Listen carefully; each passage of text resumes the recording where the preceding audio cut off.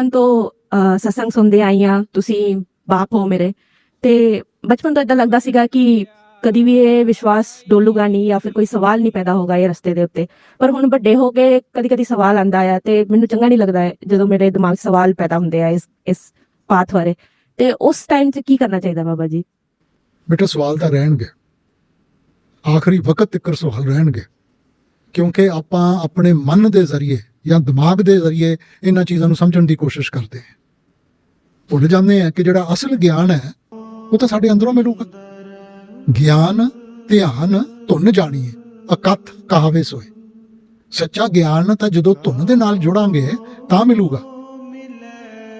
ਸੋ ਅਸੀਂ ਦਿਮਾਗ ਦੇ ਨਾਲ ਚੱਲਦੇ ਹਾਂ, ਦਿਮਾਗ ਦੇ ਨਾਲ ਇੱਕ ਸਵਾਲ ਦਾ ਜਵਾਬ ਮਿਲਦਾ, ਉਹਨੇ 10 ਹੋਰ ਅੱਗੇ ਰੱਖ ਦੇਣੇ ਆ। ਸੋ ਇਹ ਚੀਜ਼ ਤਾਂ ਚੱਲਦੀ ਰਹੂਗੀ ਜਿੰਨਾ ਚਿਰ ਅਸੀਂ ਆਪਣੇ ਆਪ ਨੂੰ ਸ਼ਬਦ ਦੇ ਨਾਲ नहीं जोड़ांगे, ये अवस्था रहोगी।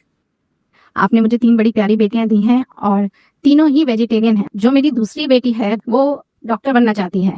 अभी स्कूल में काफ़ी सारे जो हैं नॉनवेज एक्सपेरिमेंट हो रहे हैं, तो उसमें कई बार उसको बोला जाता है एग लेके आओ, तो वो बहुत स्ट्रिक्टली टीचर को मना कर देती है कि my master has said no.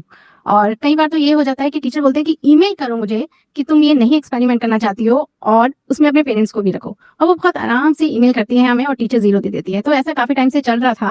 तो अभी उसकी बायो की टीचर मुझे पर्सनली मिलने आई और बोला कि यू हैव टू डिसाइड क्या करना क्या है, कि अगर वो मेडिसिन से रिलेटेड मेडिसिन में जाना चाहती है तो नॉनवेज के एक्सपेरिमेंट काफ़ी रहेंगे। तो मैंने और मेरे हस्बैंड ने उसे समझाया कि फिर तुम मेडिसिन छोड़ दो, लेकिन वो बोलती है कि नहीं, इसको डॉक्टर ही बनना है।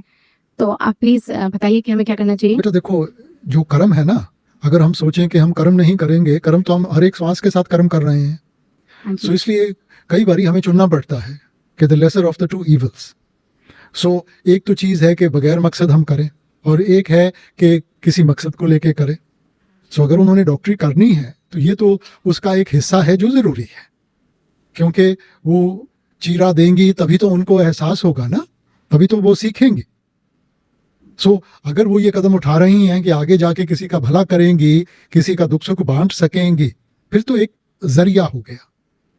और वैसे किसी जानवर को मारना अपने जुबान के लिए या टेस्ट बड्स के लिए वो दूसरी बात है। हाँ जी।